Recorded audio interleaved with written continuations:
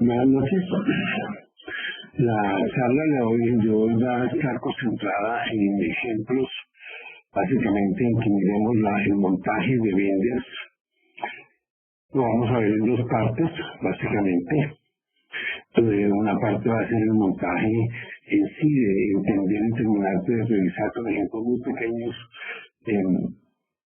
la formulación de vendors, la cual la vamos a revisar, y posteriormente pues también vamos a mostrar todos los programas que están disponibles para que ustedes puedan verificar y revisar y aprender en la parte de programación avanzada de vendors en GAMS. Entonces, ustedes encontrarán un directorio en el cual están los ejercicios de los cuales se habla acá. Si alguno de esos ejercicios no está o tiene algún problema, pues por favor comunicarse conmigo. Y vamos a ir aclarando a lo largo de esta charla cada uno de los ejercicios que podemos hacer. Entonces, vamos a arrancar con un ejercicio muy simple, tomado de un libro de comillas sobre optimización estocástica, utilizando GAN básicamente. Hay dos libros de comillas, deben estar dentro del material, si lo deben ubicar, si lo quieren ver, que están también orientados hacia GAMS. Entonces eso les va a permitir también conocer otros detalles y ir formándose bien la idea de cómo se montan los modelos complejos en GAMS.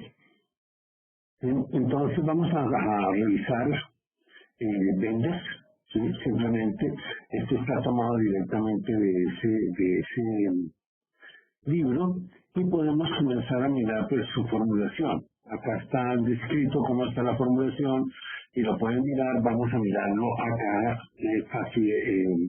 de una manera un poco más despacio para que podamos revisar. Lo que tenemos a mano derecha, a mano izquierda, perdón, es el problema general de vendors que aprendimos. Sí, que es el formular C traspuesta Y, un problema lineal más f de x van a ser las variables complicantes, ¿sí? A de y más f de x igual a b va a ser las restricciones que unen a las variables complicantes con las variables, digamos, coordinadas, las que van a quedar dependiendo. Tenemos unas restricciones propias de x, y este va a ser la formulación de vendors. Eso sí, básicamente, pues se ha puesto el X y la Y se cambian con respecto a lo que tenemos en las clases, y simplemente porque en el libro está cambiado y que pues considero que es más fácil mirar este caso cambiando los símbolos algebraicos. Básicamente, entonces el problema que vamos a resolver, si lo vemos en la parte en su fórmula matricial y vectorial, pues tenemos un vector de 1, se multiplica la y, realmente eso es, y tengo dos restricciones, ¿sí? Uno y más 1 de x menor o igual que 5, y la otra es 3y más 2x menor o igual que 12, tanto y como x son variables positivas, continuas, y tenemos la función objetivo que va a ser menos 2x menos y. Eso es básicamente lo que nosotros tenemos acá en nuestro modelo. Cuando formulamos el problema de vendors, pues básicamente nos van a quedar, como ya les decía, las variables x van a ser las variables que vamos, la x, en este caso es un problema de dos variables, lo vamos a tomar como la variable que vamos a poner a depender de la variable y que va a dar los valores para resolver los problemas en y. La variable del modelo coordinador va a ser x y la variable del modelo coordinador va a ser la y. Tenemos tenemos nuestra función, nuestro corte que va a estar dado en términos de la variable adicional que entra z. Tenemos los multiplicadores de Lagrange, tenemos el vector de Subí. El vector de Subí lo podemos ver en el anterior caso, que va a ser 5 y y. Esos son los vectores de sub 1 y el de sub 2. Y tenemos entonces nuestro modelo en términos de vendors, básicamente. ¿Qué es lo que, cómo va a operar? Pues en cada iteración K vamos a tener uno, dos, tres, n iteraciones, pues yo voy a ir, vamos a generar los multiplicadores de Lagrange, vamos a tener un multiplicador de Lagrange por cada restricción. Eso es lo que aprendimos en la parte de teoría de dualidad. Tenemos un multiplicador de Lagrange por cada restricción, y lo que yo tengo cuando voy y miro el modelo que formulo, pues tengo una sumatoria sobre todas las restricciones. El B sub I es cada restricción, ¿sí? Y el F sub I de X, pues es el valor que yo voy a tener, que acá lo tenemos, es una función vectorial. La primera es 1 de X, la segunda va a ser 2X. El B sub 1, 5, el B sub 2, 12, B sub I menos F sub I de X. ¿Sí? Y tenemos el I, que es cada restricción, dos restricciones, dos multiplicadores de Lagrange, básicamente. Entonces, de esta forma, pues ya tenemos nuestro modelo. Cuando nosotros separamos el modelo para verlo, digamos, de una forma más tradicional, pasamos hacia el lado izquierdo las variables,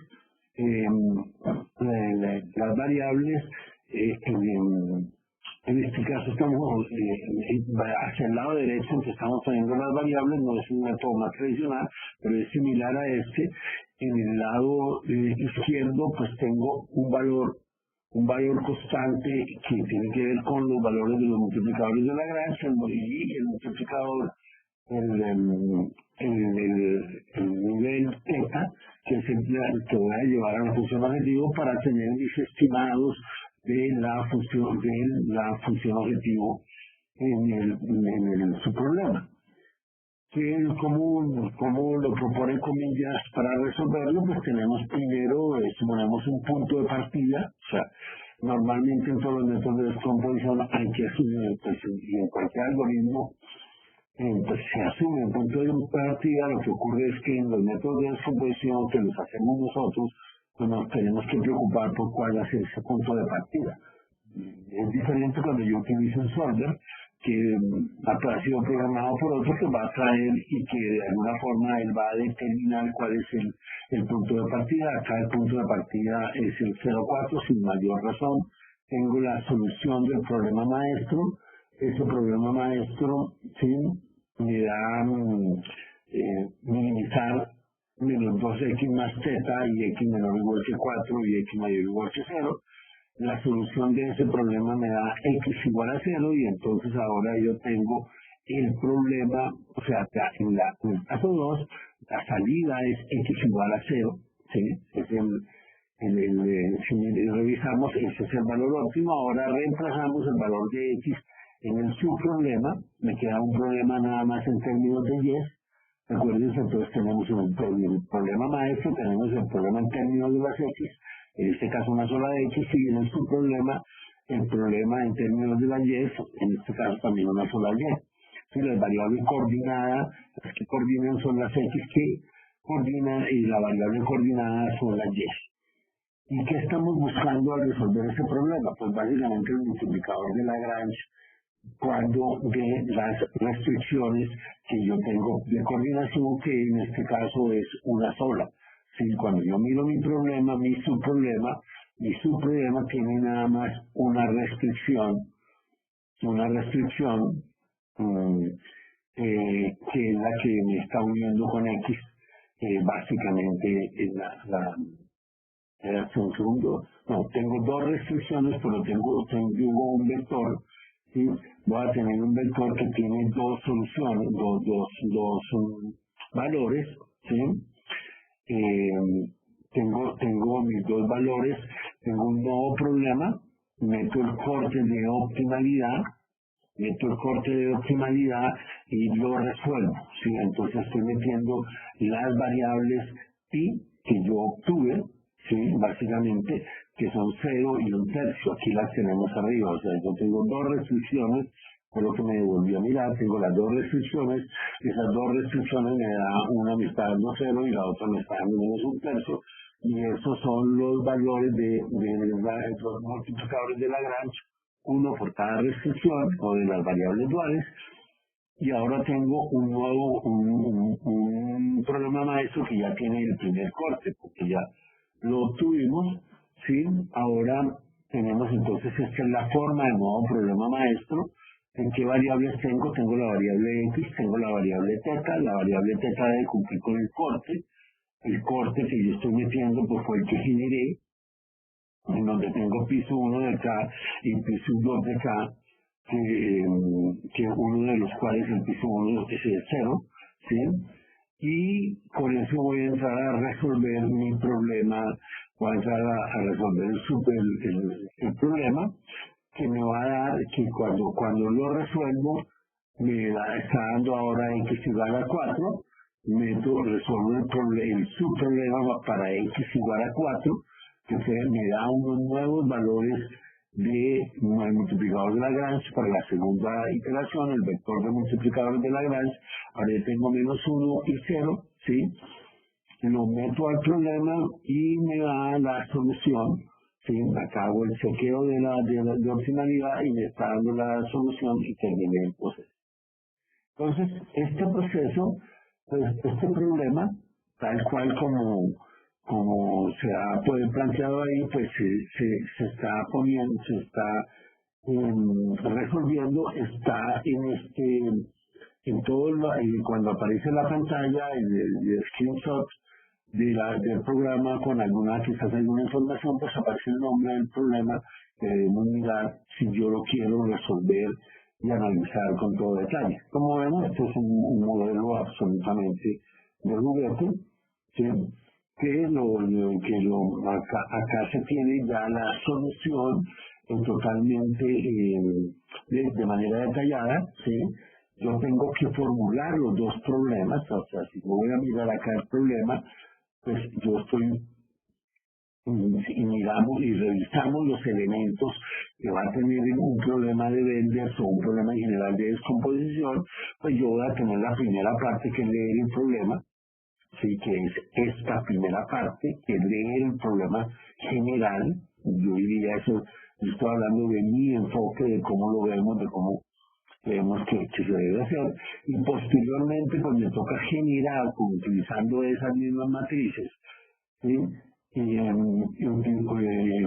Generar el problema maestro y generar el subproblema de Benders. Aquí yo tengo el problema maestro y aquí tengo el subproblema y tengo el modelo completo. Fíjense, yo tengo, entonces por eso hablamos siempre, se va a formular el modelo completo que tiene dos restricciones y una función objetivo, ¿sí? Luego me va a quedar en el problema maestro la función objetivo, ¿sí? Que la he dividido en dos, ¿sí? Y tengo una restricción que va para el problema maestro y otra restricción que va para el subproblema, ¿sí? Y ahora yo ya tengo formulados. Uno de los problemas que vamos a encontrar en la realidad es que yo tengo que hacer esto siempre. Si decido cambiar, pues voy a cambiar. Tengo que cambiar el modelo. O sea, por lo tanto, yo debo como costumbre, en mi costumbre, pues mire, yo tengo ya que meterme en la cabeza una forma de mirar lo que yo voy a formular y yo formulo un modelo, por eso lo repetimos y lo voy a repetir ya cada vez más en nuestras clases. Nosotros lo que formulamos es un problema, un modelo, y ese modelo está integrado por varios problemas cuando estamos hablando de teorías de gran escala. Entonces tengo el maestro de Benders y tengo el subproblema de Benders, fundamentalmente. O sea, tengo dos problemas que me integran un modelo y ahora yo tengo que ordenar la forma como los voy a resolver, porque acá lo que yo estoy haciendo, sí, la forma como yo lo voy a hacer, casi depende, básicamente vamos a tener varios loops, ¿sí? Que yo tengo que coordinar, ¿sí? Dependiendo de la formulación del problema. Después veremos un problema más complejo, pero yo en una etapa entro a resolver el subproblema y en otra entro a resolver el problema maestro, ¿sí? Entonces acá yo puedo resolver el problema maestro, acá yo resuelvo el subproblema, ¿sí? esto depende, yo puedo arrancar por resolver el subproblema dependiendo del punto inicial de cómo lo voy a tomar, y tengo el subproblema y voy a tener los diferentes procesos. Acá realmente yo resuelvo el programa maestro siempre y cuando exista que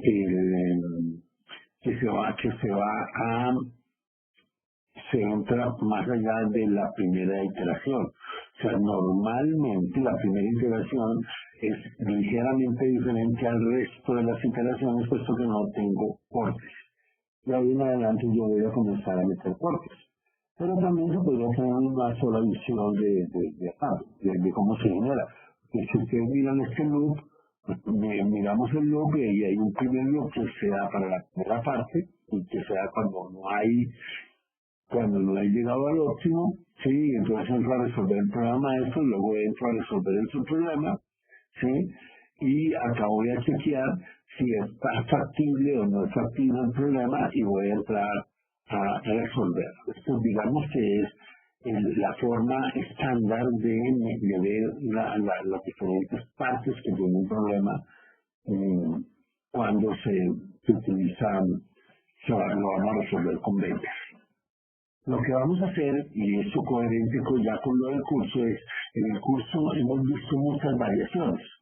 Por lo tanto, uno de los ejercicios que deberíamos hacer para aprender realmente a manejar GAMS es con vendors en general, con toda la tecnología de gran escala, es tener una mente, organizarme la mente de forma tal de que yo pueda resolver muchos problemas, muchas variaciones, porque yo no sé de antemano cuál es la mejor variación. ¿Cuál es la diferencia fundamental entre la clase, entre lo que aprendemos en clase y lo que nos va a tocar hacer en la realidad? Porque lo que aprendemos en clase normalmente pues va a estar vinculado a un problema que resolvió un investigador, que publicó un investigador o un consultor y que nos cuenta que le fue muy bien y que nos muestra la parte fácil del problema. Ya cuando él consiguió resolver todos los problemas y consiguió probar su teoría y que su teoría funciona muy bien. Pero en la realidad nosotros estamos expuestos a que no sabemos qué es lo que va a funcionar mejor. Ya hemos visto que hay una gran cantidad de elementos, que hay variaciones sobre vendors, que hay mejoras sobre vendors, que hay formas de manejarlo, que no hay una sola salida y que no tenemos que esperar que haya una dominancia. Lo que sí es claro, y lo que sí se va viendo con todas las investigaciones, es que va mejorando en la medida que va aumentando la cantidad de trabajo, pues cada trabajo supera a los anteriores. Eso es básico del crecimiento de la humanidad. O sea, lo único que nosotros hacemos es mejorar lo que hizo el anterior. Y, o sea, por lo tanto, en términos de buscar la verdad, pues esa es encontrar la mentira que tenía el anterior investigador. ¿Sí? Por eso el señor Einstein pues descubre cosas que el señor Newton no había descubierto y que evalúa lo que estamos haciendo. No hay ninguna maldad en el señor Newton, ¿cierto? Simplemente hay un paso adelante que se está dando. Pero en la parte experimental y en la parte de resolver un problema, pues no tenemos muy claro qué es lo que va a funcionar mejor de todo lo que tenemos. Y por lo tanto debo comenzar a pensar que mi problema, cuando lo voy a llevar a la realidad, puede enfrentar muchas variaciones. Bien, entonces ya mirando problemas, vamos a mirar un problema específico. Lo he tomado de los mismos ejercicios que me pareció en este caso lo práctico. Tomar como relación dos artículos de una persona que ha trabajado, creo que es un consultor, que ha trabajado en todo esto, que tiene muchos artículos, que esto se baja, esto son dos artículos sobre el mismo problema básicamente de vendors y programación estocástica, y en el otro programación estocástica. Este problema lo volveremos a ver y trataremos de ver los casos, porque también vamos a encontrar para el mismo problema casos de relajación lagrangiana y de artromorfismo. Y vamos a ver varias variaciones, simplemente las variaciones, y para todas esas variaciones ustedes van a disponer de Entonces van a disponer de los códigos que hemos alterado, porque eso sí lo hemos hecho acá en la empresa. Se han cambiado algunos de los códigos, se han ajustado para que también pues, se va a hacer un proceso de enseñanza como el que estamos siguiendo. Entonces estamos hablando básicamente de un modelo de optimización estocástica. Lo primero de un modelo de optimización estocástica, cuando lo vayamos a hacer, es pensar, en mi opinión, es formule primero el modelo determinístico. Eso es lo fundamental. Formule un modelo determinístico y luego nos pasamos a lo estocástico. El modelo de programación estocástica, pues lo que va a tener son muchos escenarios, y entonces con esos escenarios yo voy a tener que tengo parte del problema, que son los escenarios que pueden llegar a ocurrir. Yo tengo dividido mi problema en el aquí y ahora, la decisión que voy a tomar en el primer momento, y acá los escenarios que pueden ocurrir. Entonces, vamos a estos casos salen de modificarlos.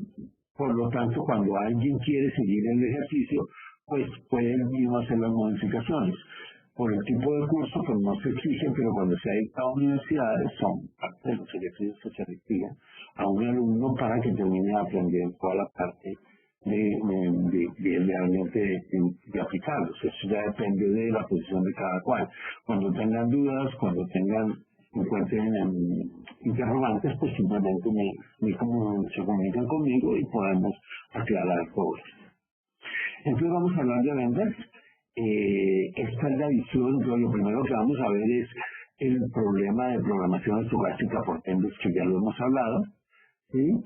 Está en varias partes: el proceso de optimización estocástica, el proceso de ventas y optimización estocástica, y esto también está directamente relacionado con un problema típico, que es el problema del de optimización estocástica, básicamente. O sea que ahí esto ya lo hemos mirado. Entonces tenemos un problema que tiene esta estructura normalmente. O sea, lo que yo normalmente voy a tener es que tengo unas restricciones que dependen de cada escenario. Acá el W es lo que me indica el escenario. Tengo unas variables que dependen del escenario y unas variables que no dependen del escenario. Normalmente, entonces, ese es lo primero que tengo, es cuál es la visualización que yo voy a hacer de mi modelo. Y voy a avanzar un poco para que lo miremos, pero acá tenemos en mi modelo. Entonces, cuando yo lo voy a mirar en términos de escenarios, pues lo debo mirar como que tengo una matriz. Acá yo tengo X está haciendo de la variable de coordinación. Entonces X son las decisiones del aquí y ahora, ¿sí? Básicamente, y acá son lo que va a ocurrir, por lo que potencialmente puede ocurrir. Yo esto lo voy a tener caracterizado por probabilidades, y entonces es lo que potencialmente puede llegar a ocurrir. Entonces, ¿qué es lo que nosotros tenemos? Que tenemos una parte de las restricciones representan la unión entre las variables X y las variables Y, como lo hemos visto, ¿sí? Una parte son solo las variables X, que son las variables que son comunes a todos los escenarios, para que son variables no anticipativas, y las variables que dependen de los escenarios. Las hipótesis de modelamiento que nosotros tenemos siempre es que yo tomo una decisión que es común para todo lo que me puede llegar a ocurrir, ¿sí? Que se toma teniendo en cuenta la magnitud, las variables de escenario y las probabilidades de los escenarios, pero que en ningún momento asume que conoce el escenario, sino que conoce su comportamiento probabilístico. Y eso es básicamente de lo ya mirado acá. Entonces, vamos a volver a mirar esto. Esta es la formulación estándar, ¿sí? Esta es la formulación estándar que vamos a tener, la misma que acabamos de ver: a X igual a B, PW por YW. YW es la variable de escenarios, PW o ROW pues va a ser la probabilidad.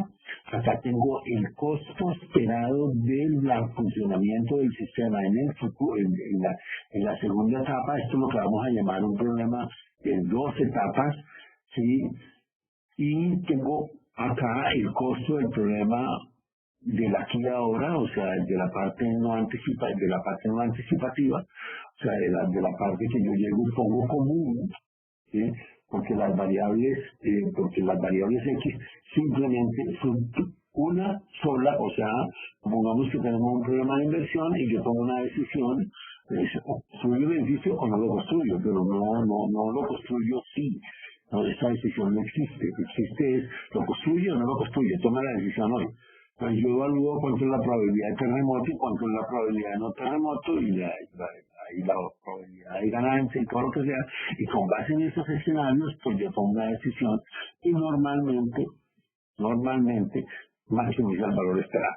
Entonces, cuando lo vemos, tenemos este tipo de restricción, que es una matriz dual angular, que es lo que hemos visto en algunas clases, y en algunas de las charlas, que tiene esta estructura donde X actúa como variable de coordinación y YW incluye el índice W bajo el cual se realiza la descomposición.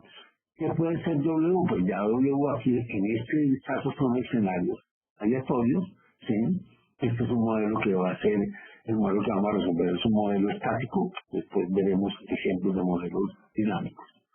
Entonces, cuando aplicamos Benders, pues separamos primero, tenemos la parte que va a ser el problema coordinador, que va a ser la parte de las X, eso va a ser el problema coordinador, ¿sí? Con base en el problema coordinador, pues yo ahora, cada vez que genero un X, resuelvo los subproblemas, ya tengo los mismos dos subproblemas, y luego vuelvo al problema ya máster propiamente, ¿sí? Al problema ya máster que ahora tiene y aparece y que se diferencia del primer problema, está básicamente en los cortes, donde estos son la cantidad de cortes que yo he ido generando y que he ido ingresando en el modelo de Benders, ¿sí? Fíjense que este problema, el del punto inicial para determinar la inicialización, no contiene los cortes, porque es que todavía no tengo cortes, entonces yo simplemente, una de las formas es minimizar ese problema. Esa es una buena idea, pero yo, si X igual a 0 resuelve ese problema, pues a lo mejor con X igual a 0 es suficiente para que yo arranque y no me ponga a resolver ese problema. Eso depende ya de cada cual del conocimiento del problema. Vamos a ver algunas cosas que son peculiares. Entonces acá ya tenemos los diferentes pasos del problema de Benders. Sí, vamos a estar en una parte iterativa donde para nosotros poder chequear la convergencia, lo que hacemos, si nos vamos a parar acá, es resolvemos el problema máster que tiene que hacer un estimado de todos y luego resolvemos cada uno de los subproblemas, que por eso es lo que vamos a terminar haciendo, cada uno de los subproblemas, y vamos a contabilizar la solución estimada en el máster versus la solución real cuando resolvemos cada uno de esos subproblemas. Entonces, el problema ya tenemos entonces nuestra visión de Benders, ahora vamos a entrar en lo que va a ser el problema ya, el ejemplo que vamos a resolver. Nos va a ser un problema de transporte, vamos a tratar esta es la formulación, pero este es el problema de transporte, tengo un origen, tengo un destino, en palabras, pues el problema llega, yo tengo una demanda que es una demanda que es aleatoria. O sea, la variable aleatoria, el parámetro aleatorio acá es la demanda. Y las reglas del negocio, de este negocio, son las siguientes. ¿Sí? Si usted despacha, no conoce cuánto va a ser lo que le van a despachar, ¿sí? Tiene entonces, en varios sitios tiene que despachar, tenemos J como sitio y W son los escenarios, ¿sí? Yo tengo la demanda en cada sitio, en cada escenario, y ahora yo voy a despachar a esos sitios. Y yo tengo dos alternativas. Primero voy a tener límites de capacidades de producción y de despacho, puedo llegar a tenerlos. Básicamente, acá yo tengo que, estoy haciendo la hipótesis de que todo lo que produzco lo despacho, ¿sí? O sea que la producción es igual lo voy a despachar, que la producción debe ser menor que la capacidad, que acá viene el despacho, ¿sí? Que va desde sitios o granjas, por ejemplo, orígenes, sí, a destinos J, porque acá chip y J, eso es lo que yo tengo ahí. Ahora, ¿cuál es la regla? Todo lo que yo despaché se me convierte en dos cosas, fundamentalmente. Se convierte, si yo despacho menos de lo que me demandan, pierdo la venta, entonces pierdo plata. ¿Por qué? Porque no vendí, no tuve la utilidad. Y la otra alternativa que tengo es yo despacho más de lo que me demanda y entonces pierdo el producto. Ahora viene el problema es que yo tengo que tomar las decisiones óptimas, es que yo no puedo despachar dependiendo de la demanda. Yo tengo que realizar la variable realmente, las variables de decisión, sí, el problema son chip y coma J, que es lo que yo voy a despachar, que eso va a sumar todo lo que yo produje, que lo que yo produje es menor que la capacidad, que se debe cumplir una relación entre lo que pasa en los sitios J. En los sitios J yo voy a tener dos ecuaciones, uno es que lo que vendo más lo que voté es igual a la demanda y otro es que eso fue lo que también lo que yo despaché. Entonces, hacer un modelo, hacer un modelo de este tipo, pues lo que teníamos acá es que las variables independientes del escenario son la producción y es decir, los despachos, y las que dependen de lo que ocurra, pues son las ventas y lo que yo pierdo, pues fundamentalmente. Eso es lo que yo tengo. ¿Sí? Entonces acá viene la formulación de nuestro problema. Nuestro problema pues está sujeto acá a producción igual a todo lo que yo despacho, producción menor que la capacidad, el despacho y la producción pues deben ser positivos, si todo lo que yo despacho se debe convertir en ventas o en basura, ¿sí?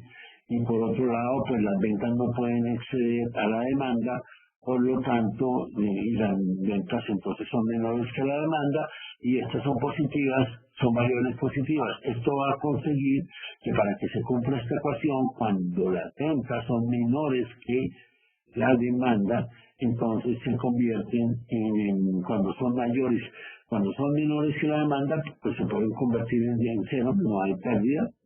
Y ¿cuáles son los dos casos los casos que yo voy a tener?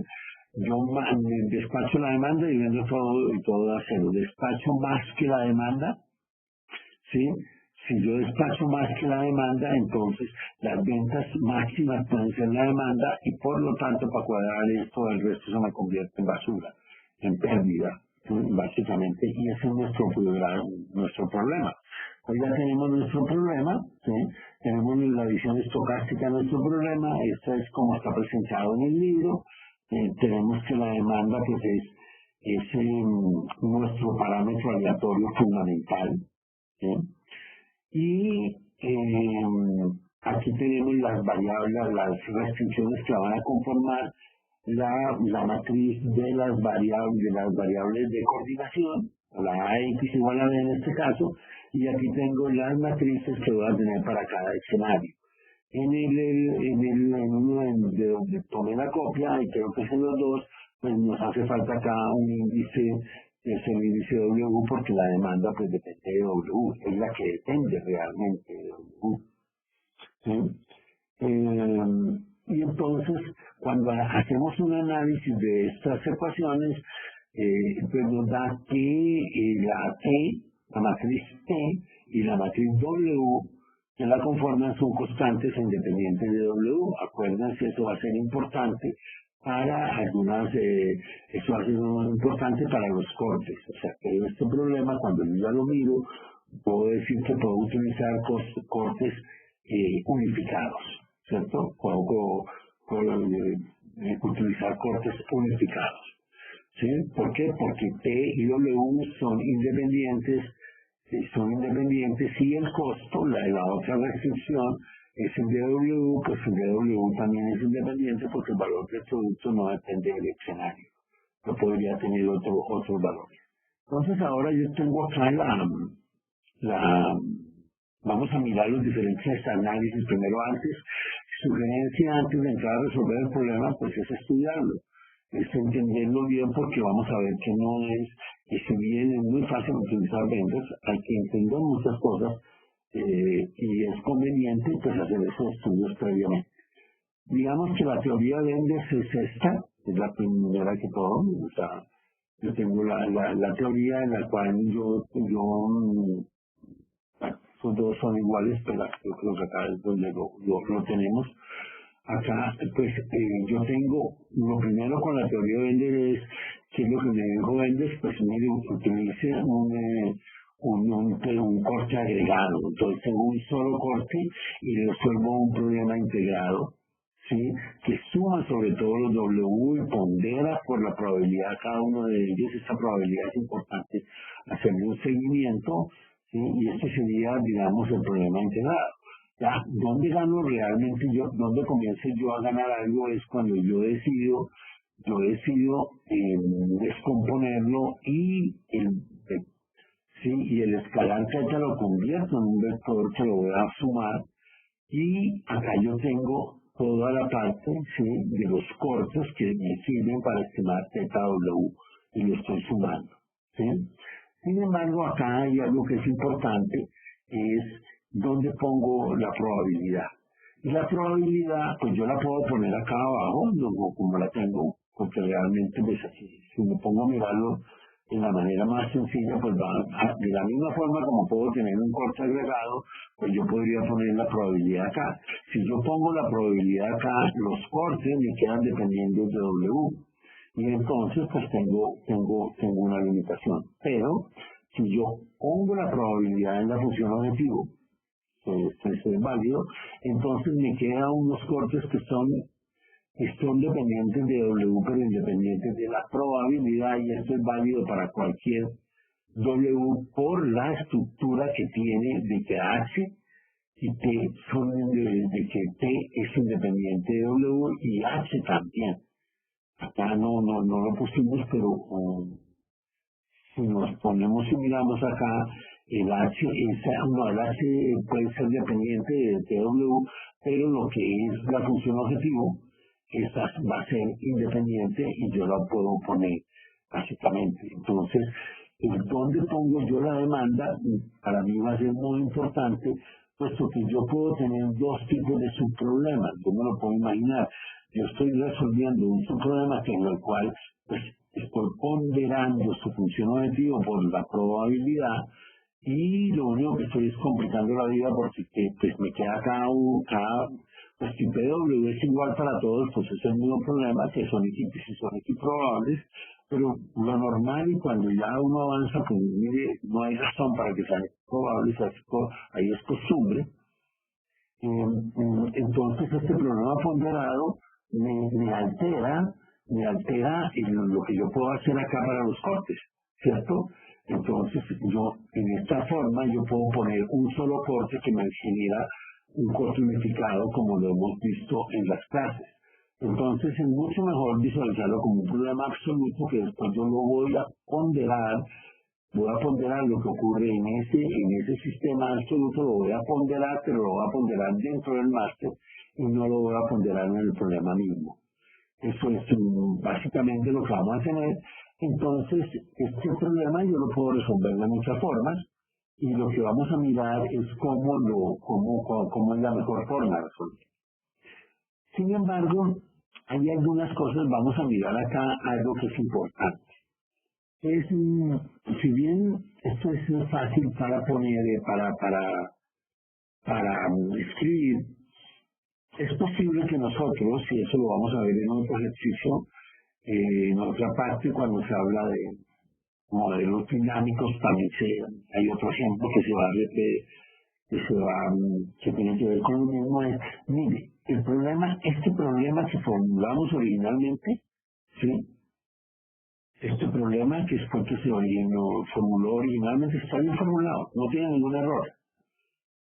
Pero es posible que yo tenga que hacer cambios en mi problema original, para mejorar la formulación de Enders y hacerla más eficaz, y para garantizar y evitarle problemas y acelerar el proceso de solución de Enders, básicamente.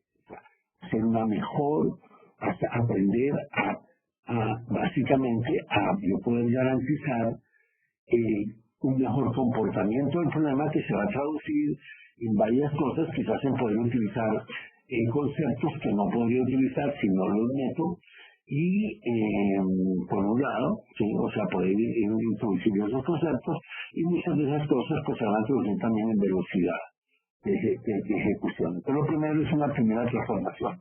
Entonces eso también lo dicen, eso viene desde acá, que este término, que tratar de manejar ese término no es muy eficaz.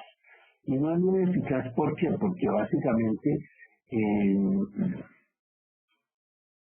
se, a ver, ¿cómo poder decirlo? No me garantiza, o sea, para mí es mucho mejor partir el problema de tal forma que las fronteras sean una variable, una variable que tenga más, que me separe más los problemas. Vamos a ver si lo entendemos bien. Yo tengo que cuando yo hago el despacho, pues yo tengo que lo recibido, ¿sí? ¿Sí? El despacho es igual a lo que yo despaché por un lado, ¿cierto? Pero eso también me debe cumplir, ya lo vimos en una ecuación, como que la suma de las ventas más lo perdido debe ser igual a lo recibido, al despacho que se mandó hacia el sitio J, ¿sí? Entonces, lo que se propone acá es, bueno, ¿por qué no nos dividimos esto y vamos a ese despacho, en vez de intentar mirarlo como despacho, cortarlo aquí y llamarlo de una vez despacho asociado a J, ¿sí? Entonces yo llego y digo, no, mire, yo voy a hacer un reemplazo simplemente de unas variables para que me van a ser mucho más eficaces, y es simplemente para que esto no tenga una combinatoria que me da siempre lo mismo, porque acá yo puedo tener muchas formas de cómo es lo que yo voy a despachar a este sitio. Entonces yo voy a destinar, como todos estos, yo acá tengo, este es un problema integral, voy a acá calcular cuánto es lo que yo le despacho totalmente a J, como la suma de todo lo que salió de cualquier I para J, ¿sí? Y meto esta variable adicional que me va a hacer que esta combinatoria no sea la variable de unión, sino que la variable de unión, la variable de coordinación, va a ser decir de J. Es básicamente lo que se propone. Entonces lo que se propone es, mire, haga esa definición, y entonces ahora al hacer esa definición, pues esta variable de acá cambia y tengo una mejor separación, porque si nos ponemos a anotar acá, pues estas son las ecuaciones del maestro y estas son las ecuaciones del subproblema. Esto es lo que hemos hecho cuando hablamos del problema integrado que incluye despachos. Pues mire, acá está integrado y tiene, acá yo lo que tengo es el subproblema y acá lo que yo tengo es el maestro, las restricciones, y lo que une ahora los dos problemas es la variable RCI KJ, que es una sola variable y no una combinación de variables que puede ser más costosa. ¿Esto qué es lo que estamos tratando de hacer? De ganar eficacia en la formulación del problema. Entonces tenemos que los dos problemas son exactamente el mismo problema, puesto que yo puedo tomar esto acá, reemplazarlo acá y me da este. Simplemente lo que me pido es una redefinición de unas variables para tener una mejor solución. Ahora, ¿qué problema vamos a resolver? Vamos a resolver el de la variable de cuánto es el recibido. ¿Qué significa recibido? Si cuánto es lo que usted recibió en el sitio J, independiente de donde vino. Esto es fácil de hacer en este caso porque es independiente de dónde salieron los elementos. Entonces, ahora yo necesito, para tenerlo claro y para poderlo resolver, pues tengo que, estas son las ecuaciones, esas ecuaciones entonces, en cada una de sus variables iguales, ¿sí? Tengo cortes acoplados y tengo cortes desacoplados, vamos a trabajar, son diferentes, ¿sí? Son ligeramente diferentes, y tengo cortes también unificados. La forma como lo voy a hacer es tratar de llevarme el PW, la probabilidad, llevármela para la función objetivo, y de tal forma de que yo puedo resolver este problema o este, pero si ustedes hacen los ejercicios, pues van a ver que es muchísimo más rápido resolver el problema descompuesto con M planos, y para un caso grande, pues va a ser mucho más rápido todavía resolver el problema con con los cortes unificados. Es importante que cuando hablamos en general hay un, llamemos que hay un efecto en la tecnología.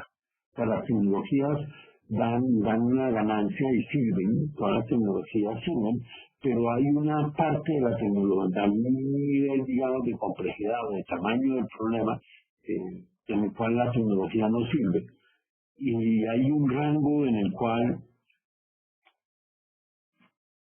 el tamaño del problema está orientado para que sí sirva la parte de la tecnología. Y esto más o menos, yo lo repito muchas veces, es el caso de de tratar de tener un martillo para matar un animal. Entonces, si yo trato de matar una mosca con un martillo, pues eso no es apropiado, no la va a matar nunca, o una pulga no la va a matar. Bueno, la mosca sí, la pulga no. No puedo dar el martillazo a la pulga y no la voy a matar. Bien, y lo mismo, si yo trato de matar con este martillo un elefante, pues tampoco puedo matarlo. No, los martillos no matan elefantes. Pero sí hay una gran cantidad de tamaños de animales que morirían de un martillazo. Entonces, es lo mismo. La complejidad de la tecnología depende del problema. Lo que sí vemos es que cada día lo que nos da la tecnología es que hay más tecnología para resolver problemas cada vez más grandes. Bien, aquí tenemos nuestro problema, ¿sí? Tenemos nuestra cadena de abastecimiento, ¿sí? Y ya tenemos que realmente la variable que nos va a encadenar los dos problemas fue la que nos inventamos. O sea, que fíjense que de inventarse la variable residuo de J sirvió para simplificar la transferencia de información y para sintetizarla en una sola, que no es eliminar los despaches como una combinatoria de despaches que pueden llegar allá. Porque a él no le preocupa, o sea, para el problema no le preocupa de dónde vinieron los despachos, no cuánto en total fue lo que llegó para saber cuánto fue lo que se vendió o cuánto fue lo que se perdió. ¿Sí? A él no le interesa de dónde vino, porque el problema está formulado así. Entonces, queda solo que tengo la variable de resi, la variable real se baja y se devuelven las variables duales, que son las que me sirven a mí para generar el problema maestro, ¿sí? Y los cortes. Este problema solo necesita cortes de factibilidad, de optimalidad, puesto que siempre tengo soluciones factibles. ¿Por qué? Porque pues básicamente tengo la variable Waze que me da lo mismo que vaya más o que vaya menos cantidad que la demanda. Porque si yo no tengo la variable Waze de basura, de desperdicio, ¿sí?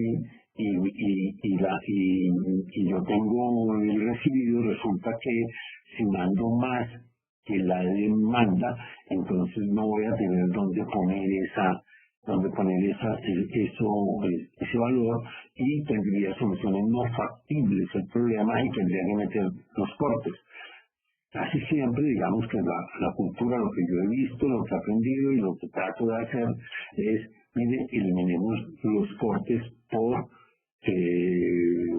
factibilidad, simplemente garantizando que manejo un problema que siempre es factible, pero para eso yo tengo que saber y poder mirar el problema de una manera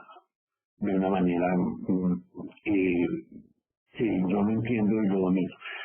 Bueno, acá también tenemos que en este caso pues puedo utilizar cortes significados desacoplados para resolver el problema. Sí, entonces con un solo problema la diferencia es que pues yo puedo tener varios casos. Acá mirar un solo problema que estaría integrando todos los sitios J, ¿sí? Y resolviéndolos al tiempo. ¿Sí? Entonces, ese es un corte totalmente acoplado. Ese corte acoplado, pues realmente lo que está haciendo es que está pegando dos zonas de factibilidad que son independientes, pero que él las pega y que trata de que cuadren, que coincidan básicamente las variables duales que producen esa solución. No es parte de lo que me va a retardar a mí, una gran repetición de variables duales, en tanto que cuando lo desacoplo, realmente pues lo que yo estoy separando esas dos zonas de factibilidad de dos problemas que voy a ver. Entonces yo puedo tenerlo de muchas formas, cómo es que yo voy a trabajar esos cortes desacoplados. Desde el punto de vista del proceso de optimización estocástica, pues lo que tenemos es que acá viene otro concepto que es importante mirar, es cómo voy a manejar el sample, el muestreo. De eso se habla en la parte de optimización estocástica, se habla también en una clase, mire, porque es que es fundamental. Una de las ventajas que dan los cortes unificados es que yo, pues, si eso es válido para cualquier escenario, pues yo con uno solo genero cortes para todos los escenarios y entonces a lo mejor no tengo que estar generando todos los escenarios para poder llegar al óptimo. De hecho, se puede probar en los casos en algunos casos, que pues cuando utilizo cortes unificados pueden haber 50 tipos de problemas, pero nada más necesité resolver 10 y con eso resolví 40. Pero a lo mejor resolvió 500 más o 400.000 más que tenían la misma estructura. Entonces ahí también viene todo el concepto del problema del problema de las familias, de tener tipos de problemas y poderlos controlar bien en lo que yo voy a escribir posteriormente. Acá tengo mi problema, tengo que meter variables de holgura, ¿sí? Entonces me quedan en forma de demanda y yo ya voy a resolver el problema. Básicamente mi subproblema ya estoy listo. Ahora hay algo que hay que aprender, que es otra cosa que no se dice, pero que hay que aprender. Y es lo siguiente, cuando yo tengo todo esto acá, cuando yo tengo todo el problema integrado, hay muchas restricciones que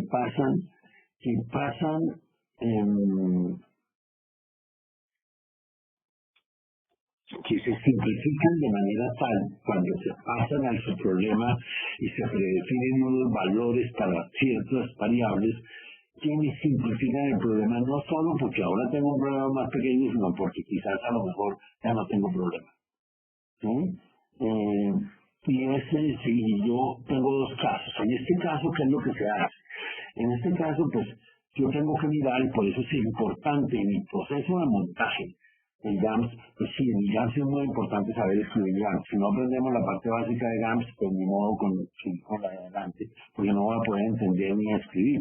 Pero ya una vez escribo, lo que viene ahí es cómo voy a implementar esas cosas que me dan a mí y cómo las voy a determinar y cómo voy a realmente a tomar otra ventaja que no la produce directamente la metodología de optimización que estoy utilizando.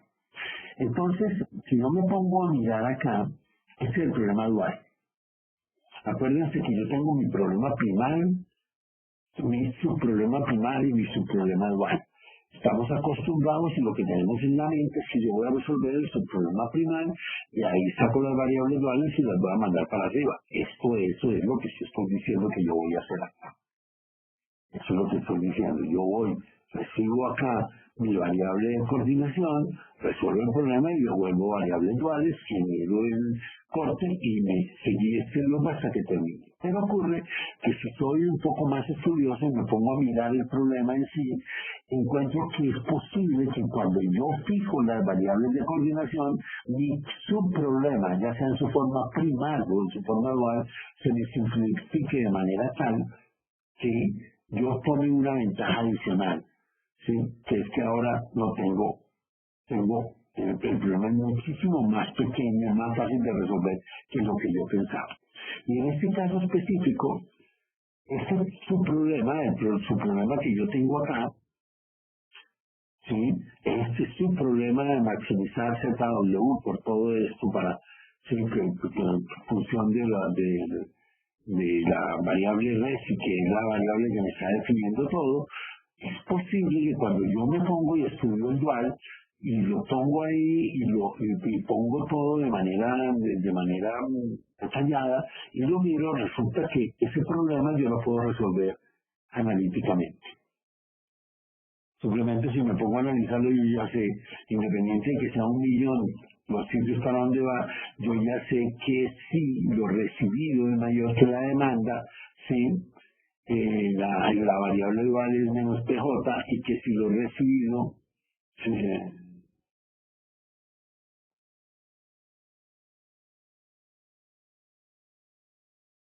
acá hay un error porque este es menor, pues discúlpenme.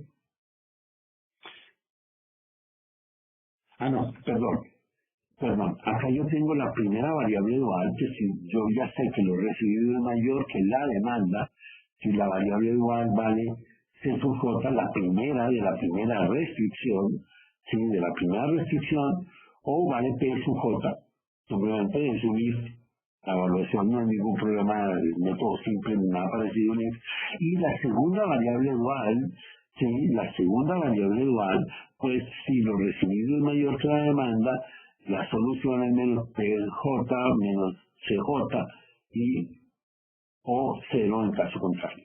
Entonces, de esta forma ahora resulta que yo no tengo problema de optimización. O sea, realmente, una vez yo defino Regi, yo ya no tengo un problema de optimización como lo veía ahí. Lo que yo tengo es un problema simplemente que no puedo resolver de manera directa. Por eso es que aparece aquí, mire, no se sorprenda, ¿sí? Porque esa descomposición te va a simplificar muchísimo más el problema. Hay otro caso en el cual es típico las cosas que ocurren. Y es lo siguiente, hay muchas de las relaciones, principalmente, por ejemplo, cuando hablamos de un caso de inversión, operación, que las variables, que las restricciones que unen la operación con la restricción, con las restricciones que usan que relacionan la inversión con la operación son restricciones del tipo if, ¿sí? Usted ha construido el edificio o la planta, entonces usted puede ahora producir hasta la capacidad de construcción. Entonces resulta que si yo estoy poniendo como variable de coordinación la capacidad de construcción y eso, pues automáticamente en el momento en que me define y me mandan de arriba como variable de coordinación la toma de decisiones de si lo construyo o no, esa restricción se me convierte en una cosa, en un bound. No se me convierte en una ecuación funcional. Entonces, el modelo automáticamente puede resolverse, se reduce de tamaño, y no solo se reduce por haberlo descompuesto, sino se reduce por la inteligencia que yo ponga de quedarme mirando el problema, de que ponerme a pensar, bueno, ¿y qué pasa si yo miro igual? Y después de que miro igual, encuentro de que realmente no tengo ya problema de optimización y que lo que tengo es un hijo. Entonces, el señor que desarrolló esto, se llama, que trabaja en una compañía que se llama Amsterdam Optimization, ahora ya si me acordé. Entonces, pues simplemente él siguió analizando y llegó a la conclusión y por lo tanto, ahora ya él sabe resolver el problema mucho más fácilmente. Que si viene acá y monta un problema, ¿sí? Con métodos simples y todo para resolver algo que realmente no requiere el método simple, ¿sí? Entonces, cuando yo me estoy viendo que lo que tengo es una pulga y me viene con un martillo y lo que tengo que venir es con un spray para matar la pulga. Entonces acá hay algo que es muy importante, es el análisis del problema. Y nosotros hemos gastado todo este tiempo en el análisis del problema, hasta ahora, ¿sí? Y ahora sí, entonces vamos a mirar y vamos a ver más rápidamente las cosas que pues, normalmente va a tocar hacer. Primero, el primer ejercicio es la primera sugerencia. Acá, como les decía, aparece el nombre del código. El primero que resuelva el problema determinístico, ¿sí? O sea, hablemos del core del problema, como se hablaba en la clase de programación estocástica. Tengo un core que es un modelo determinístico de mi sistema y que es válido para un caso determinístico. Y después de ahí yo construyo el resto. Eso me va a servir y me va a simplificar a mí el resto de construcción de modelos complejos, fundamentalmente. Entonces yo tengo, pues, lo primero que vamos a hacer es pues, que ese valor estocástico, en este caso la demanda, que es la que es estocástica, pues le tengo que dar un valor. y en este caso, pues creo que tengo tres valores, alta, media, baja, pues le estoy dando el valor medio, y ese valor medio, que es el que yo estoy tomando, el MIP, es el que yo le estoy diciendo, y ahora estoy tomando, porque tengo 5 sitios de demanda, y tengo 3 escenarios, y estoy fijando que mi core lo voy a resolver para el valor determinístico. Determinístico igual al escenario medio. Mire, esto es, primero que todo, si no funciona el core, si usted tiene, o sea, en las metodologías para poder hacer modelos, pues no trate de arrancar por el final, arranque por el comienzo es lo más sencillo. Haga primero un problemita, pues manejable. Con el tiempo, o sea, con el tiempo, y cuando hablo con el tiempo es con la que yo tengo, pues yo ya arranco muy arriba, porque pues es lo mismo que saltar del trampolín. Sí, bueno, yo ya no salto de trampolines, pero en el primer trampolín que monté pues tenía 50 centímetros, primero fue el piso y después 50 centímetros, y luego 1 metro, y luego llegué a 2 metros, y luego me paré 3 metros, y de ahí no subí. Y ya, pues, para que me iba a tirar de 3 metros y probaba desde 2 metros, era lo natural, pero ya había cogido práctica. ¿Sí? Al comienzo pues tienen que desarrollar esa práctica y no arrancar de una vez con lo más alto, porque si me subo el trampolín de los 15 metros, pues a lo mejor no me tiro nunca y me bajo caminando y perdí mi tiempo. Entonces, lo primero debe funcionar un core. Y lo primero que hicimos acá es funcionar un core, fundamentalmente. Acá hay algo que vamos a revisar en otro momento con bastante detalle, pero que vale la pena trabajar, es cuál es la filosofía de modelamiento de optimización estocástica que va a utilizar. Y nuestra sugerencia es que utilice el esquema de split de variables, ¿sí? De split de variables con restricciones no anticipativas. Y esas restricciones no anticipativas son las que me van a mí a manejar y me van a servir para resolver muchos problemas. En este caso, ¿sí? Pues está haciendo de variable no anticipativa el recibo, lo que se envía, lo que se despacha a cada sitio de consumo, ¿sí? Porque es el que es independiente de ese. El resto todo es dependiente de ese, esta es la que es independiente de ese. Ese es el primer caso. El segundo caso es tomar esto y ya resolverlo utilizando realmente un primer modelo con un solo corte. En lo que vamos a cambiar acá, pues es las variables. Es teta lo que me cambia, porque teta tiene una sola dimensión, ¿sí?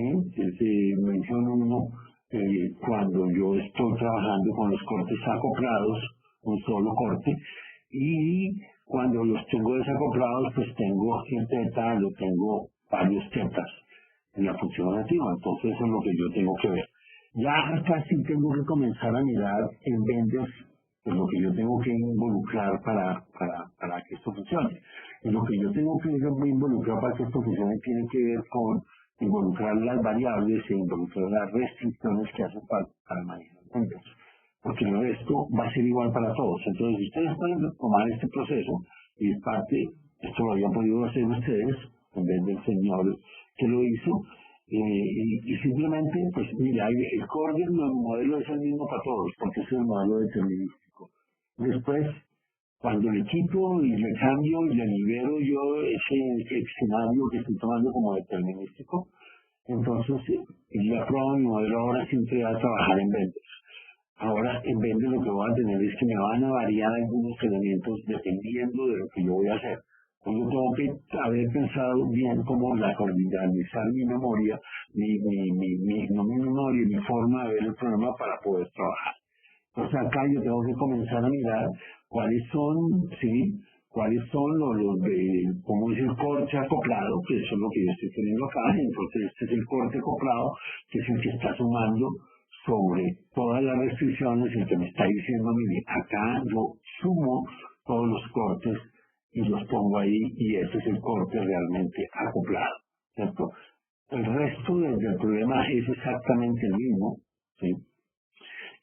Fundamentalmente. Hay otra parte que tengo que mirar en la parte de Gauss y que hay que dominar, que que es la parte del bus que ya se ha hablado también, ese es definitivo. Yo tengo que entender, porque ya vimos, ¿sí? De que las diferencias entre hacerlo con bus y sin bus, pues no son, estamos hablando de GAMS, ¿sí? Esto es sacado de los documentos de GAMS que tienen que ver con el manejar la cadena de problemas. Y por eso hay una parte, la parte básica que es importante tener, es entender cómo es la secuencia, cómo trabaja GAMS, ¿sí? Y los conceptos que se trabajan y tenerlos muy claro cuando yo llego acá, para saber cuál es lo mejor que yo puedo utilizar, porque si yo tengo, esto implica ajustar la formulación, porque lo que está haciendo es manejar los problemas, modelos, colección de modelos, ¿sí? Conjuntos de modelos con datos que están relacionados. Entonces hay varios ejemplos, hay muchos ejemplos. Esto está pensado para los problemas que tienen que resolverse y que van a pasar varias veces y que yo tengo que escoger cómo lo voy a hacer.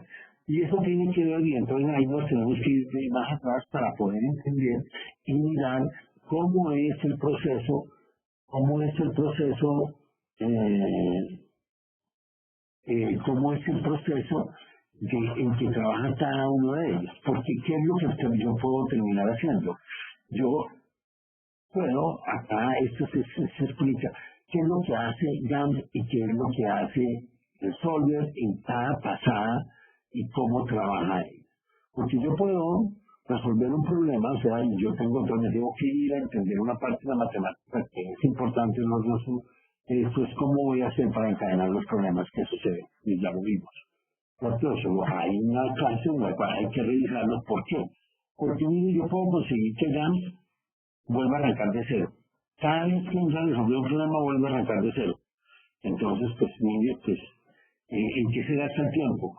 Pues se lo gasta volviendo a arrancar de cero, vuelve a hacer la generación matricial, no piensa que es un problema nuevo, simplemente le he cambiado los parámetros y él lo resuelve, ¿sí? Y él lo resuelve siempre desde cero.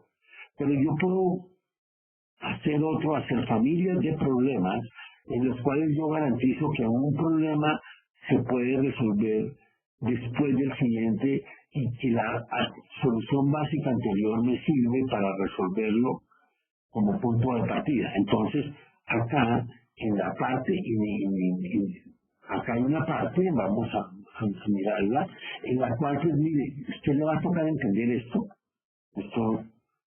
no se le olvide, porque si lo hace de la forma más rápida, como lo aprendemos a hacer todos el primer día sin mirar y sin leer, entonces tenemos problemas de que, mire, me estoy gastando de uno, ¿sí? De 7.200 a 39 a 392 en la relación. Esto con Software Technology no tiene nada que ver, porque todo esto son aplicaciones de GAMS, todo esto ya está comprado. Cuando tienes el GAMS ya está comprado. Y acá lo que yo le estoy diciendo es cuál de esos yo voy a utilizar, ¿sí? ¿Cuál de esos, sí? Para el problema y para el subproblema, ¿qué es lo que yo voy a utilizar? Porque yo tengo dos familias de problemas, por lo tanto le voy a tener que decir cuál opción de solving yo quiero utilizar, sí, porque me las va a definir, sí, y entonces eso lo tengo que dominar, ¿cierto? Tengo que entender los diferentes enfoques que yo tengo, ¿sí? ¿Qué es lo que hace el GAMS específicamente en cada vez que yo le hago un solve? Y cómo son los parámetros del GUS. Entonces eso, porque no todo funciona, tienen que, eso el material está ahí y si no, pues se consigue y pues ya lo vimos también en una clase. Cuando vengo ya a Vendes, entonces en Vendes, ¿qué es lo que yo voy a tener que hacer? Pues yo a una vez, primero, la forma como van a resolver los problemas tiende a ser la misma, porque ya tengo que tener una visión de cómo voy a resolverlo secuencialmente. O sea, esa es otra parte del problema, no se me debe olvidar. Y entonces acá pues ya sí vienen los loops que yo voy a tener que revisar, ¿cierto? El loop sobre las iteraciones, el loop sobre los escenarios en este caso, pues los problemas son los escenarios y tengo las iteraciones completas que son las que yo voy a tratar, donde él me va a hacer todos los loops para poder encontrar yo la solución óptima. Aquí yo tengo en donde estoy insertando los cortes cada vez que estoy haciendo una pasada y donde yo termino de encontrar la solución. Eso para los cortes, para el caso de los cortes acoplados. Cuando cambio cuando cambio y paso a los subproblemas, y lo voy a resolver desacoplado, pues entonces hay una parte que no se me debe olvidar, es que acá estrictamente en este problema, pues la persona no resolvió su problema directamente. ¿Sí? ¿Por qué? Porque él lo estudió y encontró que tenía una solución analítica y lo que hizo fue implementar la solución analítica, que es muchísimo más rápido que implementar cualquier solución algorítmica. Que simplemente pues evalúa la pregunta if, y si el if le da un valor y si no le da el otro y sigue, y esto me va a acelerar terriblemente el proceso de solución del problema. ¿Sí? Y ahí es entonces todo ese problema, en vez de tener un solve, ¿sí? Que es el solve, ¿sí? El proceso del solve, pues yo lo que voy a poner es una simple evaluación, ¿sí? Para todos los sitios de demanda voy a implementar mi método en vez de implementar este método, porque dan exactamente lo mismo. Y como ya vimos, es sorprendente lo que se va a hacer. Entonces ya tenemos eso, ya aquí lo que vamos a seguir haciendo son los pasos y cada uno está separado para que lo tenga claro, ¿sí? Cada problema aquí lo que vamos a resolver uno con encoding planes, ¿sí? Fundamentalmente, o sea que yo resuelvo tantos problemas como escenarios y los voy metiendo en la parte y los voy metiendo tantos planos cortantes como escenarios en cada pasada. ¿Sí? La otra parte es el de con un solo problema, o sea, los cortes unificados, ¿sí? Entonces, ¿qué es cuando estoy hablando? Que acá, ¿cómo voy a hacer lo de los cortes unificados? Si cuando ustedes miren todos los problemas, pues todos tienen la misma estructura, lo único que cambia son los loops. Y entre estos dos, lo único que cambia es, y eso lo único que cambia es el conjunto sobre el cual se hace la barrida del loop. Cuando yo voy al loop, yo estoy acá definiendo cómo voy a hacer el loop. Y entonces, yo aquí cambio, acá le estoy diciendo, mire, usted tiene que hacer loop sobre todos, ¿sí? Sobre todo si cada vez que haga un loop resuelve un problema y cada una vez ya lo lista y lo mete y lo tiene listo para meter para su problema. Eso es lo que está haciendo acá en este proceso. Pero cuando yo tengo un solo problema, pues entonces tengo un primer loop que me resuelve cuántos problemas voy a meter y luego tengo un loop que me mete para todos los problemas me mete los que yo estoy metiendo. Fíjense que acá, en esta parte de qué es lo que yo voy a resolver, es donde se me está concentrando realmente, cuando yo estoy mirando de programación estocástica, es donde se me está concentrando toda la parte del sampling, del muestreo. Porque ahí es donde yo decido, bueno, ya he estudiado mi proceso, ya sé que tengo un caso en el cual yo puedo hacer un solo problema y compartirlo, pero ahora voy a resolverlos todos o voy a resolver uno. ¿Qué lógica voy a seguir? Es una lógica que es más complicada, que es parte de en eso no se pueden comentar, se pueden decir experiencias, pero yo no encuentro una teoría que diga esta es la mejor. Lo que sí encontramos son hechos empíricos. ¿Sí? Cuando se ve la parte de nested vendors, pues se ve que no todos los métodos de muestreo dan lo mismo y que hay una parte del muestreo que es la que me está ahí, que realmente donde la estoy poniendo cuando yo decido cómo voy a poner cómo voy a poner básicamente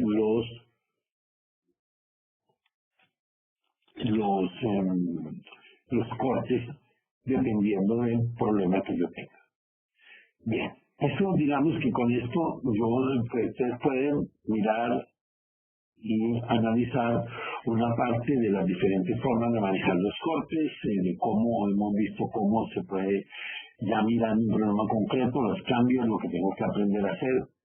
Y ahora viene el proceso de convertir una implementación secuencial en una paralela. Y lo primero que vamos a hablar es de una paralela sincrónica y luego de una asincrónica. ¿En qué se diferencian las dos? Entonces las dos, porque son diferentes. Son muy parecidas, pero son diferentes. Y vamos a encontrar que en GAMS vamos a encontrar ciertos problemas para poder manejar y tengo que ir y mirar y voy a tener que estudiar y revisar cuál es la forma mejor y como yo la voy a implementar. Primero que todo, no hay una sola solución. Lo primero que tenemos que partir del comienzo es que no hay una solución. No existe la solución GAMS, la mejor solución GAMS para montar los modelos paralelos. No es una cuestión de concepto. Yo me puedo aprender una y la puedo repetir, pero lo que vamos a tratar de, primero que todo, es de entender qué es lo sincrónico y qué es lo que no es sincrónico, y luego vamos a hablar y eso se ve en otra parte ya en hablar con más detalle de todo esto. Sin embargo, para que vaya pasando por acá la parte del paralelismo, vamos a tratar de explicarlo acá. Primero que todo, yo tengo dos tipos de problemas. Tengo los subproblemas y tengo el problema maestro, ¿sí? El coordinador. Esto es aplicable para cualquiera. Eso es lo mismo para relajación lagrangiana, Dancing Wolf o Enders, que son los tres grandes métodos que miramos, y para procesos mucho más complicados. En la medida que el proceso es más complicado, es ahí donde está el mayor conocimiento que toca poner. La sincrónica, ¿qué es lo que trata de hacer? La sincrónica lo que va a hacer es que supongamos que tengo tres subproblemas y los tengo que resolver o los quiero resolver todos en la misma etapa. Entonces, todos los tengo que resolver porque cada uno me manda unos cortes propios. Entonces, el esquema sincrónico, pues lo que está haciendo es, yo tengo un loop en el cual, pues, llego yo acá, cuando estoy listo, ¿sí? Pues informo un semáforo de que yo estoy listo. Cuando los tres están listos, entonces en ese momento se hace un aumento de la iteración y el maestro puede hacer un paso, una iteración sincronizada, ¿sí? Porque ha garantizado que todos estos han cumplido con una iteración. O sea, tenemos un solo contador de iteraciones, primero que todo. Tenemos un solo contador de iteraciones que está contando para todos. Acá yo lo sincronizo con un semáforo. Sí, tengo que sincronizarlos con un semáforo. Y de esa forma yo entro a trabajar básicamente mi problema. La asincrónica trabaja diferente. La sincrónica, yo tengo tres problemas que pueden terminar en cualquier momento, ¿sí?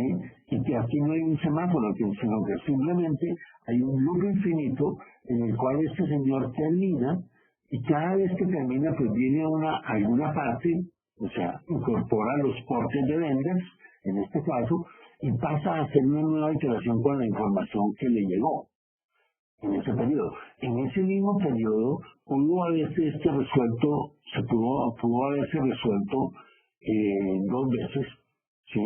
Una vez, o no haber terminado y eso sí haber terminado, y yo con información parcial puedo estar actualizando todo este proceso. Entonces yo ya lo tengo, porque es asincrónico, porque depende del proceso de terminación. No hay un elemento sincronismo acá, es el semáforo. El semáforo me garantiza el sincronismo.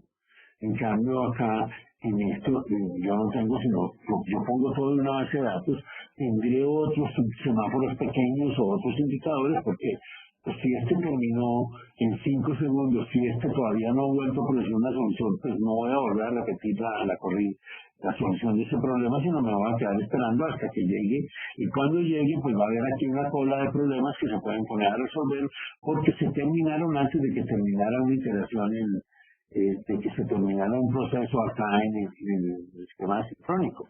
Y lo mismo este señor viene y cuando cuando he resuelto el problema coordinador y tengo que entrar a resolver los problemas independientes, sí, entonces los subproblemas, pues este señor, ¿sí?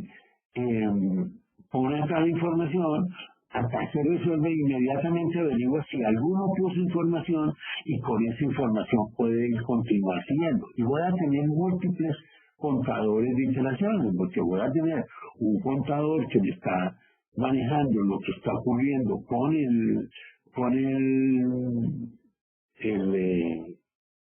el problema maestro, y voy a tener contadores de lo que me está ocurriendo con cada uno de esos problemas que se están resolviendo de manera asincrónica. Entonces los dos problemas hay que manejarlos desde el punto de vista de programación, son diferentes. Eso a nivel, digamos, general. ¿Cuáles son las necesidades y las ventajas y el por qué existen los dos? El más rápido va a ser el asincrónico. Eso no hay nada más que hacer.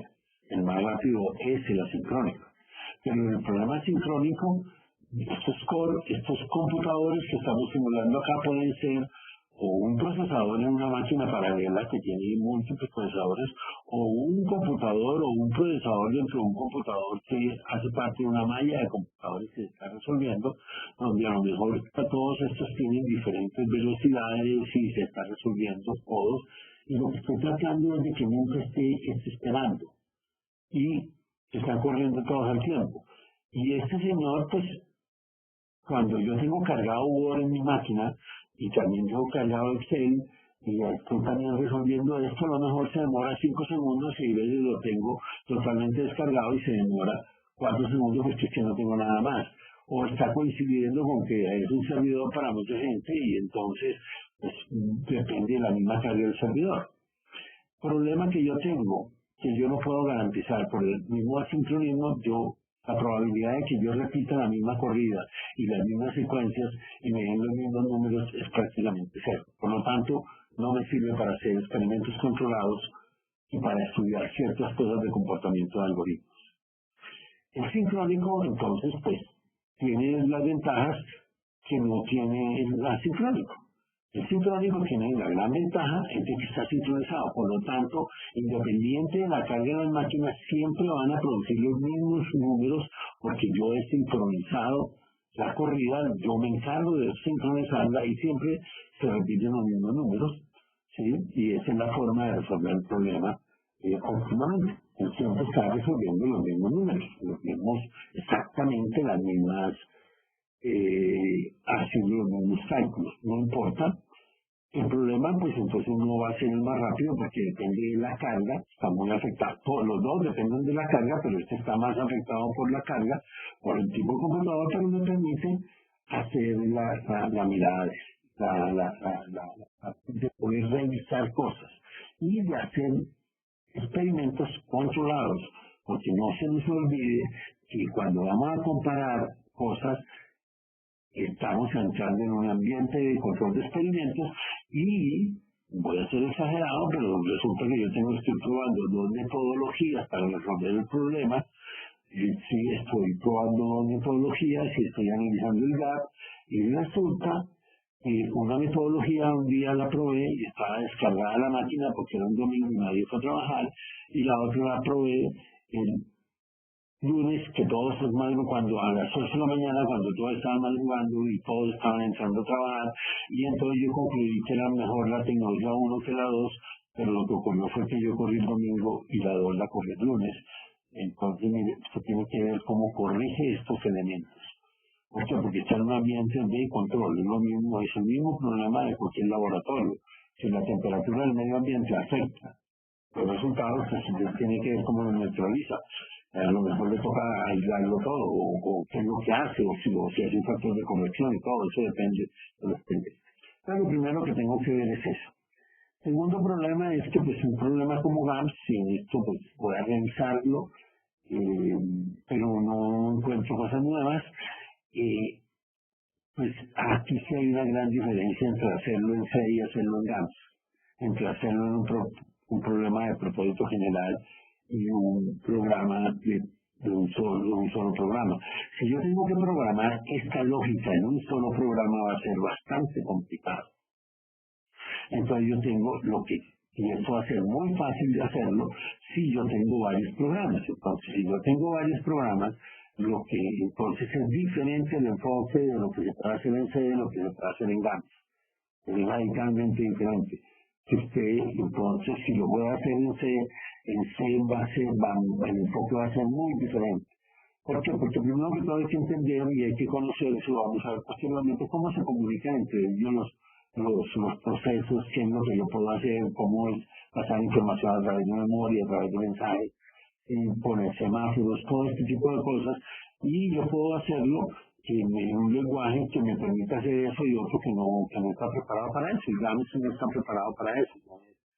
No es lo fundamental. Sin embargo, pues se prepara, está la información fundamental para que se hagan cosas con una buena capacidad y pues si es lo que yo tengo y de todos modos es donde yo voy a desarrollar lo que yo quiero hacer, que tiene una gran ventaja, es que ustedes leen esto y leen los códigos y entienden todo más o menos se termina. Después de leer el primer código todos entienden más o menos.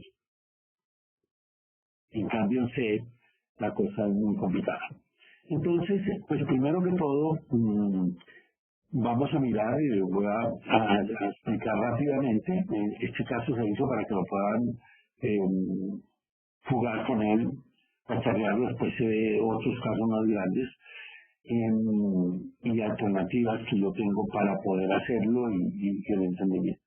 Lo primero que tengo es que voy a tener que declarar ciertas variables propias y de estructuras propias del paralelismo. Y el paralelismo básicamente se concentra en un arreglo. Entonces yo acá estoy mandando los subproblemas. Si nos regresamos acá a lo que es paralelo, pues acá hay dos niveles de paralelismo. El paralelismo que tiene este señor el máster y estos, porque esto puede estar corriendo al mismo tiempo que está corriendo acá, ¿cierto? Y estos paralelismos de todos estos niveles. Entonces yo tengo que vamos a hablar que a cada uno de estos problemas yo acá le voy a llamar lo que ellos llaman un hand manejador, un pointer, que me está diciendo, mire, vea, yo cuando usted vaya a correr un subproblema, cualquiera que sea, como lo vamos a llevar a un ambiente paralelo, o sea, porque yo lo podría poner totalmente secuencial, no paralelo, y entonces, ¿qué es lo que hemos hecho hasta ahora? Pues simplemente termina un loop y arranca el otro loop, y luego el otro loop y resuelve el problema. Pero acá, ¿qué es lo que vamos a hacer? Como esto, ¿qué es lo que yo necesito? O sea, yo en el momento, acá yo tengo un solve, ¿sí? Voy a lanzarlo, y en ese momento, yo le voy a fijar, tengo tantos S como subproblemas hay. Esto es digamos, lo que yo tengo acá, esto es lo que estamos explicando, y yo voy a poner a un apuntador que me dice el estado de ese problema. Entonces, en este momento, yo tuve que aprender qué es lo que yo le tengo que decir, porque tengo que acá ponerle algunas formas de cómo hago el contacto. Aquí tengo que hacer un arreglo de handlers, cuántos handlers va a poner, tantos como elementos paralelos yo voy a poner acá, ¿sí? Los voy a poner y cuando yo voy a ejecutar el programa, entonces yo aquí vengo y le digo execute, ¿sí? Con un handler y me está diciendo y estoy arrancando el proceso estoy pudiéndome comunicar con el programa paralelo que yo organicé. Entonces, fundamentalmente, acá en esta parte, sí, nosotros vamos a, primero que todo, hacer dos loops. Acá hay dos partes, un problema, que son las dos partes que yo tengo que entrar a resolver. ¿Sí? Una es de submitir, de enviar procesos para ejecutar, para que se ejecuten en paralelo. Acá se está pensando en paralelismo en los subproblemas nomás, ¿sí? Y el otro es el recuperar. Y entonces yo tengo dos formas que las tengo que poner. Primero tengo que haber preparado todo esto, hay que mirar bien todos los detalles. Y acá yo cuando le digo solve, él lo manda a resolver, y acá yo le digo, infórmeme ese subproblema del que acabo de mandar, dígame el pointer a donde te va apuntando ese subproblema. ¿Sí? Y entonces él, lo que yo le he dicho en este momento es que entre y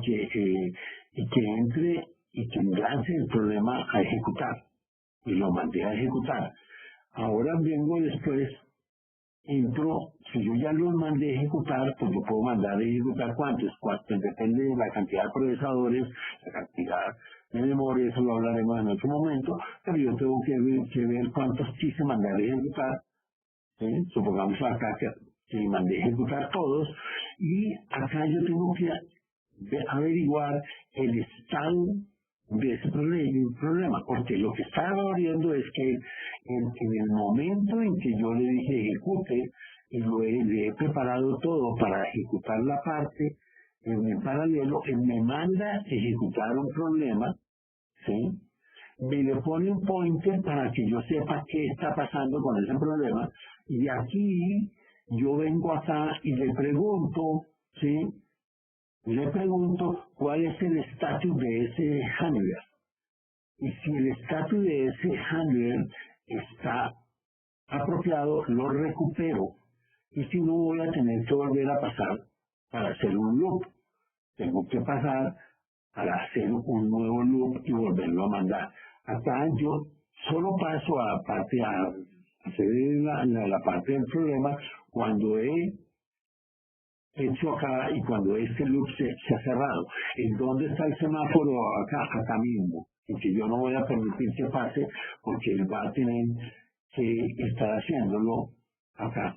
Como estoy trabajando en estos loops, como estoy trabajando en un solo programa, entonces, pues mire, en un programa estoy lanzando y en el otro estoy recuperando. Yo pude haber mandado todos los procesos y luego recuperar todos los procesos, y en ese momento sigo. Y es asincrónico, ¿por qué? Porque con esta instrucción, yo le estoy diciendo, láncelo.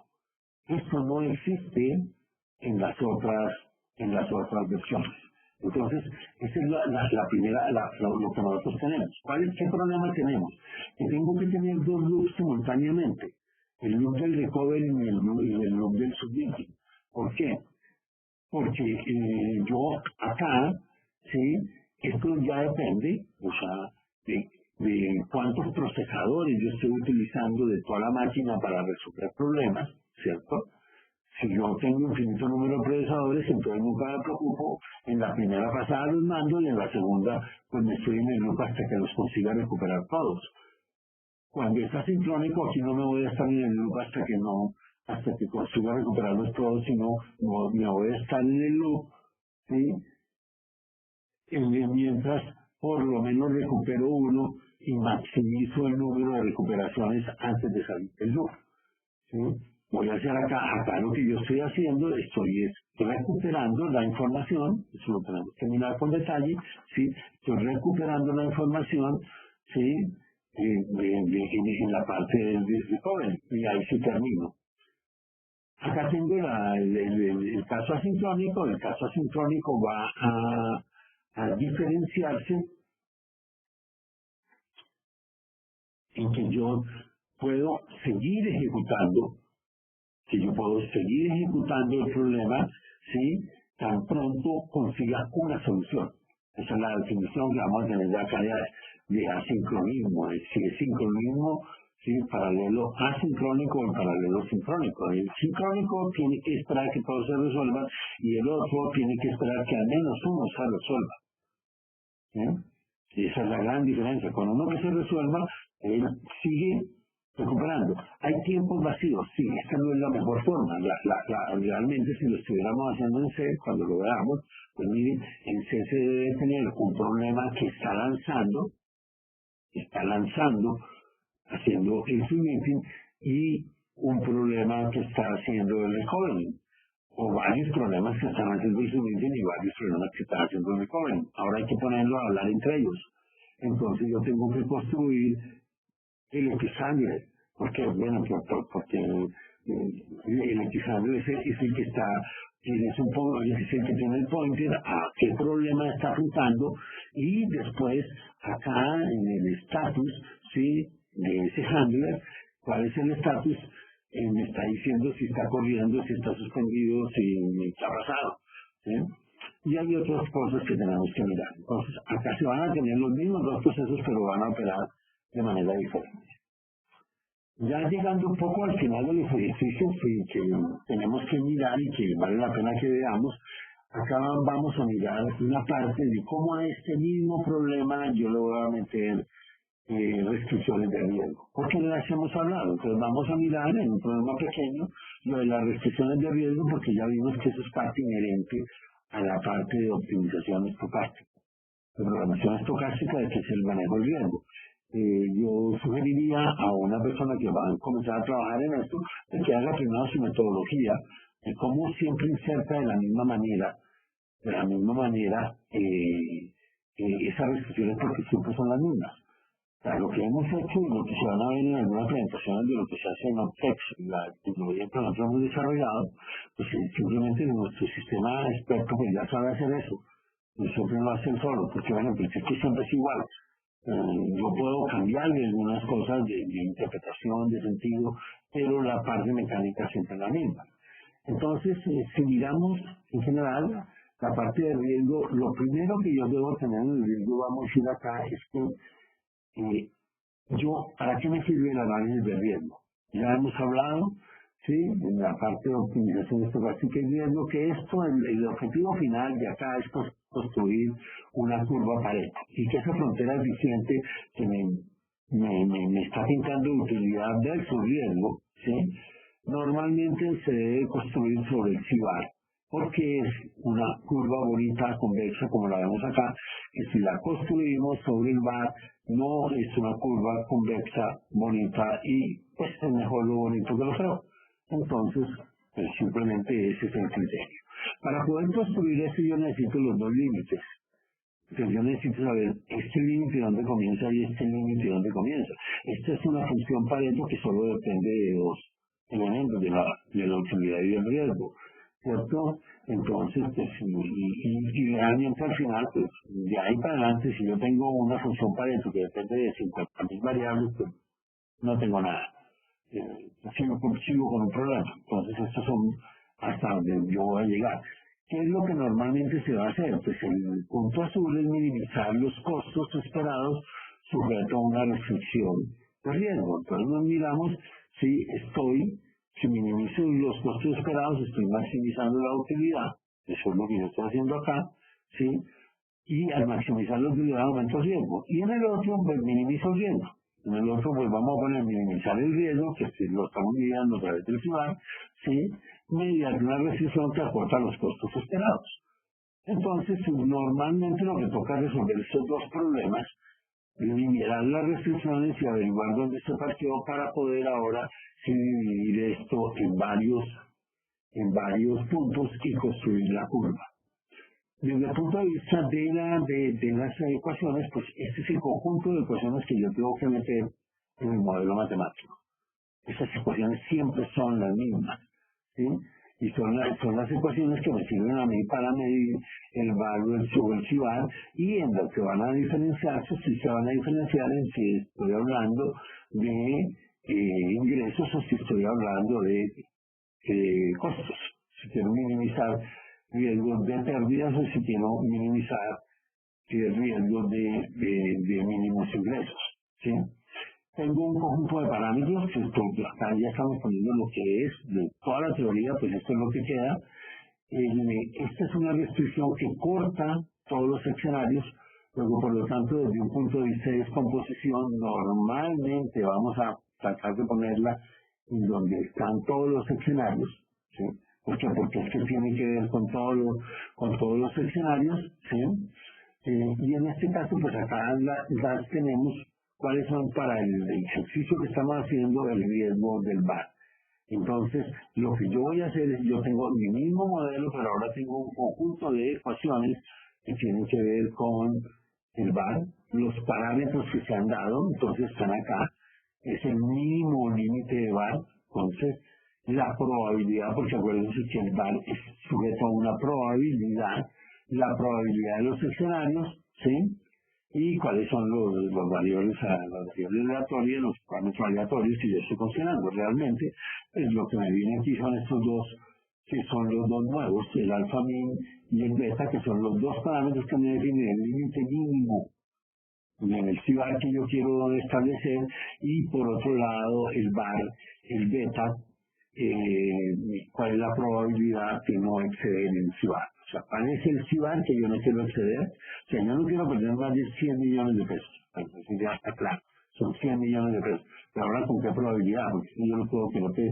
No, yo no quiero perder eso con probabilidad de uno, no quiero perderlo. Ah, bueno, entonces va y busca algo, no apueste que se durmiendo, porque es que eso solo se da si usted no hace nada.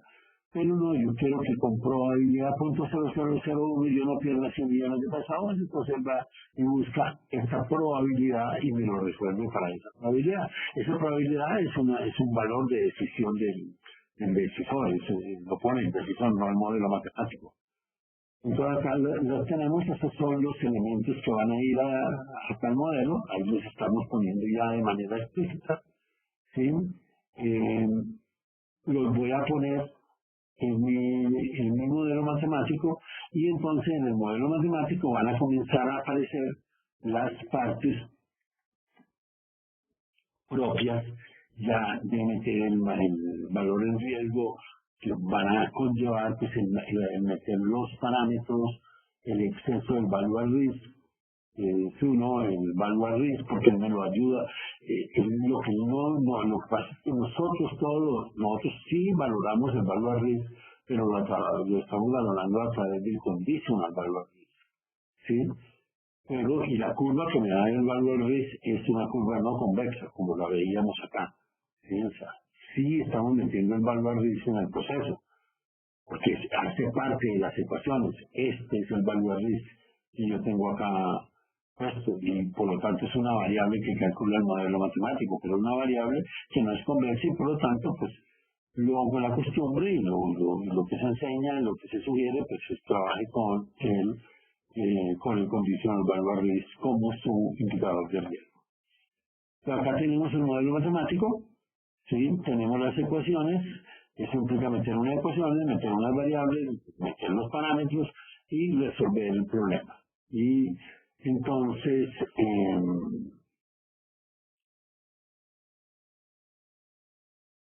ahí está metido acá,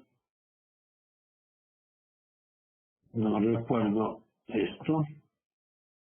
Bien, hasta acá tenemos entonces esta parte de sobra, creo que es un error, ya está resuelto. Pero este está para el caso de un caso paralelo, que es el que no está resuelto completamente. Ya entiendo, o sea, este ejercicio en 5A para el caso paralelo no está el programa completo. Lo podría, si a alguien le interesa, para su clase, para sus estudios, lo podemos resolver en equipo, porque ya se tienen todos los elementos, sino que puede haber algún elemento que no esté funcionando, y que es resolver eso paralelamente. Bien, aquí tenemos entonces vimos ya lo de value at risk. El problema completo está también puesto que hay dos versiones del problema, se decía al comienzo, y aquí está pues un caso del problema de 3x3x3, un escenario que me da 243 escenarios, porque función de los ingresos, función de la demanda, básicamente creo que son los dos que son las variables aleatorias.